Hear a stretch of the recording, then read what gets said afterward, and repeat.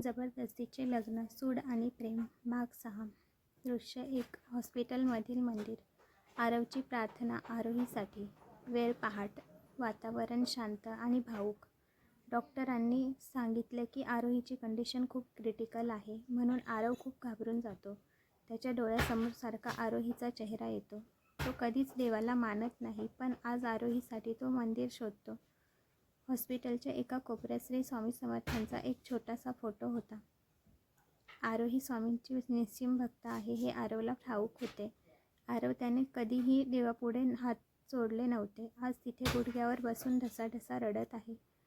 आरव हात जोडून हुदके देत, स्वामी, मला माहिती आहे मी कधी तुमच्यासमोर नतमस्तक झालो नाही, पण आज तुमच्या या लेकीसाठी, माझ्या आरोहीसाठी मी तुमच्याकडे झोळी पसरून आलो आहे.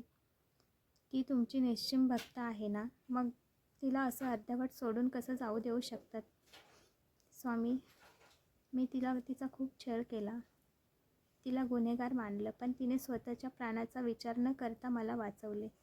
स्वामी, तिचं रक्ताने माखलेलं ते रूप मला जगू देणार नाही.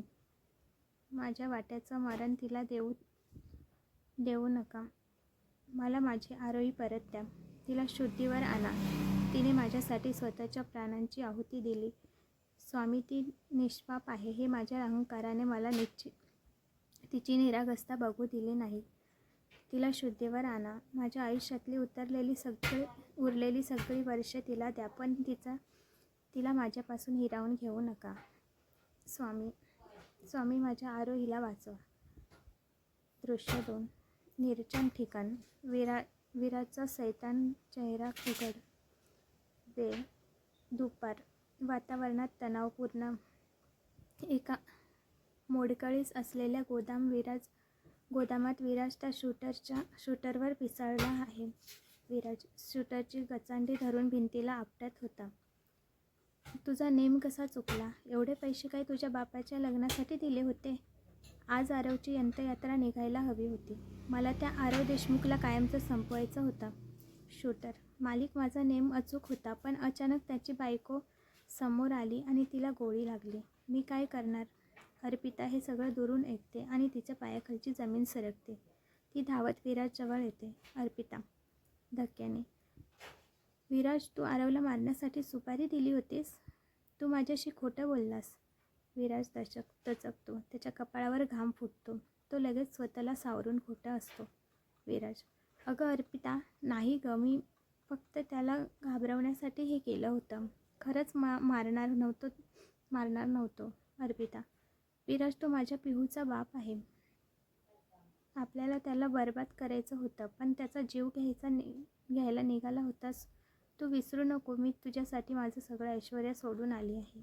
विराज तिला गोड बोलून शांत करतो आणि पुढे जायला सांगतो, पण ती पाठ फिरवताच विराजच्या चेहऱ्यावर शैतानी हास्य येतं.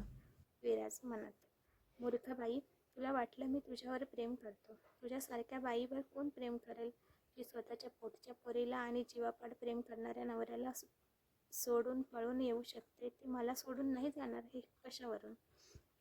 मी फक्त माझ्या कामासाठी तुझा वापर केला आहे.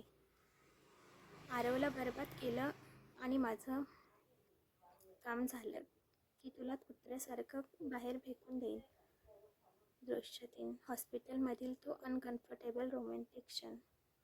वातावरण. हॉस्पिटलच्या रूममध्ये आरोहीला शुद्ध आली आहे. आरव त्याच्या बेडजवळ बसला आहे.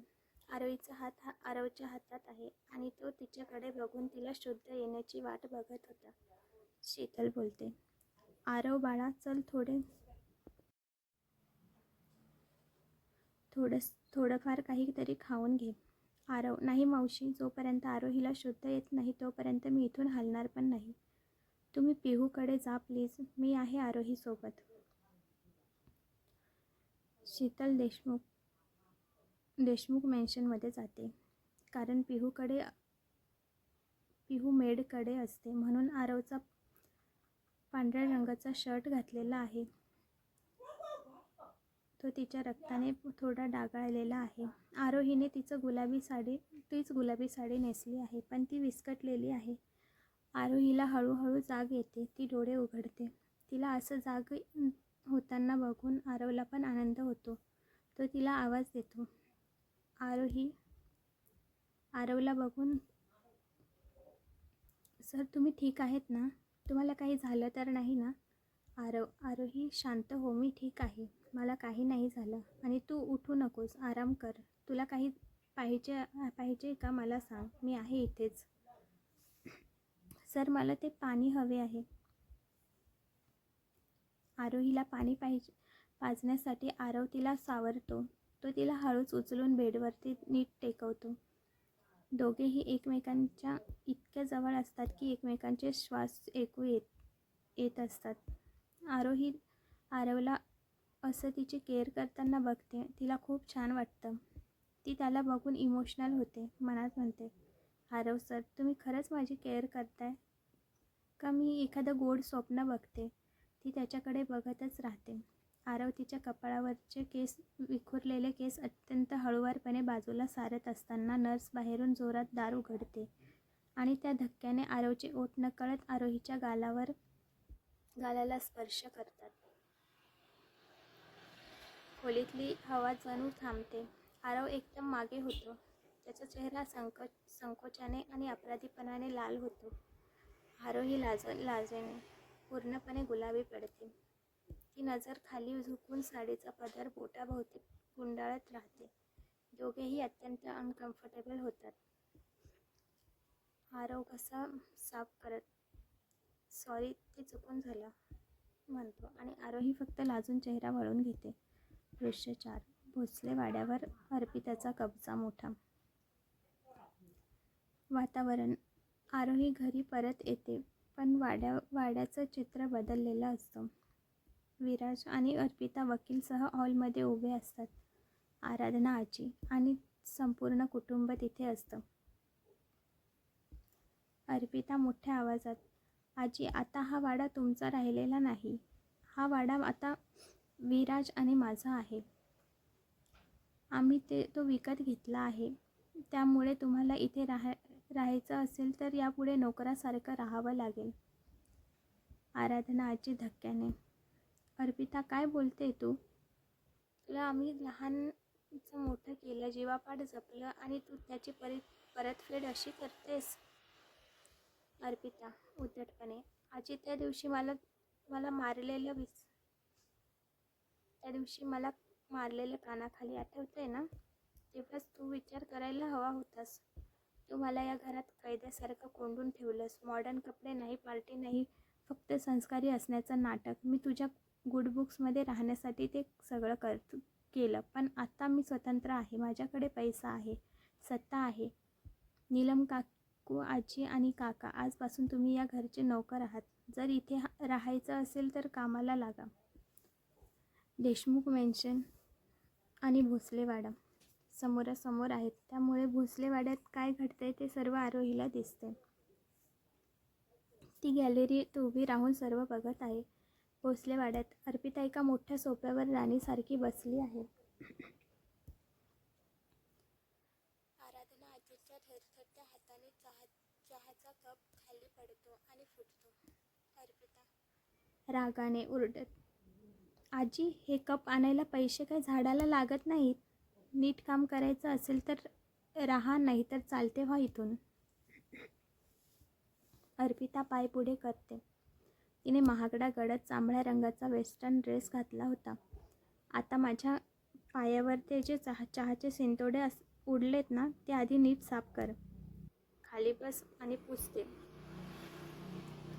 आराधना आजी रडत, अर्पिता पोरी हे काय वागणं आहे तुझं?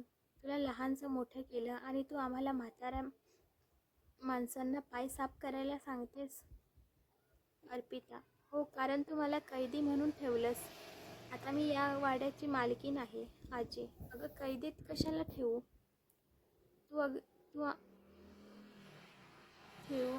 आम्ही संस्कारात ठेवलं होतं तुला. त्याला तू कैद बोलतेस? तुला लाज नाही वाटत का गं? अर्पिताला आजीचा राग येतो. ती चिडून बोलते, आजी आजोबा तुम्ही आता माझ्या कामाचे नाही, निघा इथून. अर्पिता आजी आजोबांचा हात धरून त्यांना घराबाहेर रस्त्यावर ढकलते. शीतलसुद्धा रडत बाहेर येते. दृश्य 4. आरोहीचा आधार आणि आरवची पहिली स्माईल. वेळ दुपार. वातावरण इमोशनल. आरोही हे सगळं देशमुख मेन्शनच्या गॅलरीतून बघत असते. तिला प्रचंड वेदना होतात. तेवढ्यात आरव तिथे येतो. आरोहीला चिंतेत बघून तो त्या दिशेला बघतो. अर्पिता आजींना रस्त्यावर ढकलत असते. आरोहीला कमजोरीमुळे चक्कर येते आणि ती पडायला लागते. आरव तिला कमरेत पकडून सावरतो. आरोही, मी ठीक आहे सर, पण आजी आजोबा त्यांना कुठे नेणार मी? तिच्या डोळ्यात पाणी असते. आरव तिच्या डोळ्यातील अगतिकता बघून शांतपणे, तुला जे करायचे ते कर. हे घर तुझं आहे. पण मला जास्त त्रास नको आणि डिस्टर्बन्स नको. एवढं बोलून तो स्मितहास्य करत आत निघून जातो. आरोही धावत खाली जाते आणि आजी आजोबांना शीतलला सन्मानाने देशमुख मेन्शनमध्ये घेऊन येते. आराधना आजी आरोहीचे हात धरून रडत, आरोही, मला माफ कर पोरी. मी तुला किती वाईट साईट बोलले. तुला अपशकुनी म्हटलं. पण जिला काळजाचा तुकडा मानलं ती आम्हाला रस्त्यावर आणलं आणि जिला लाथाडलं तिने आम्हाला आधार दिला. आरोही, असं नका बोलू आजी. हे घर माझं आहे आणि तुम्ही पण माझे आहात आणि तुमचं सांभाळ करणं हे माझं कर्तव्य आहे. आरव खिडकीतून हे सगळं बघत असतो. आरोहीचे ते निरागस रूप आणि तिचं मोठं मन बघून त्याच्या ओठावर एक नकळत आणि खरी स्माईल येते. त्याला जाणीव होते की कदाचित त्याच्या आयुष्यात खरं सुख अर्पिता नव्हतीच, तर ही आरोही आहे. आरवचा संशय आणि समीरचा तपास. वेळ रात्र. ठिकाण आरवची स्टडी रूम ऑफिस. आरव खिडकीपाशी उभा राहून समोरच्या भोसले वाड्याकडे बघत असतो. त्याच्या हातात काचेचा ग्लास आहे जो तो रागाने गच्च धरतो. अर्पिता आणि विराजची ती अचानक आलेली श्रीमंती, त्यांचे महागडे कपडे आणि वाड्यावरचा त्याचा ताबा आरवला शांत बसू देत नाही. आरव, स्वागत. अत्यंत गंभीर स्वरात. विराज, त्याला मी रस्त्यावर आणलं होतं. तो इतक्या लवकर हा वाडा विकत घेण्या इतका श्रीमंत कसा झाला? आणि अर्पिता, साध्या साडीत राहणारी माझी बायको आज अचानक करोडोच्या प्रॉपर्टीची मालकीण कशी झाली? काहीतरी नक्कीच काळबेरं आहे. हे दोघं काहीतरी भयंकर लपवतायत. आरव लगेच आपला फोन काढतो आणि त्याच्या विश्वासू असिस्टंट समीरला कॉल करतो. आरव, हॅलो समीर, मला विराज आणि अर्पिताच्या गेल्या 6 महिन्याच्या बँक ट्रान्झॅक्शन आणि त्यांच्या नावावर असलेले सर्व मालमत्तेची माहिती हवी आहे. त्यांनी हा भोसले वाडा नक्की कोणाकडून आणि कितीला विकत घेतला आहे याच्या कागदपत्राची पुरावा शोध. मला संशय आहे की यात नक्कीच काहीतरी बेकायदेशीर घडले. लवकरात लवकर रिपोर्ट्स दे. समीरचा कॉल आणि धक्कादायक खुलासा. The big twist. आरवच्या फोनची रिंग वाजते. समीरचा कॉल असतो. समीर सर, तुम्ही म्हटलात ते खरं आहे. विराजने वाडा विकत घेतलाच नाही. त्याने वाड्याची पॉवर ऑफ अटर्नी बनावट कागदपत्रांच्या आधारे स्वतःच्या नावावर केली आहे. आणि सर, सगळ्यात मोठा धक्का म्हणजे विराजने एका स्वाती नावाच्या श्रीमंत मुलीसोबत लग्न केलं आहे आणि तिच्या वडिलांना संपवलं आहे आणि स्वातीला ड्रग्ज देऊन वेडं केलं आहे. विराजने तिला एका गुपित ठिकाणी डांबून ठेवलं आहे आणि तिच्याच प्रॉपर्टीचा तो फारच वापर करतोय. आरवच्या पायाखालची जमीनच सरकते. त्याचे डोळे रागाने लाल होतात. विराजचा हा खरा चेहरा समोर आल्यावर आता आरव शांत तर नक्कीच नाही बसणार. काय होईल पुढे? आरव विराजला रंगेहात पकडेल का? आणि आरव आरोहीमध्ये जवळीक येईल की नाही? अर्पिता अजून कोणती चाल खेळणार आरोहीला त्रास द्यायला? ते बघण्यासाठी माझ्या चॅनलला सबस्क्राईब नक्की करा आणि बेल आयकॉनवर क्लिक करा. पुढे खूप इंटरेस्टिंग भाग आहे. धन्यवाद.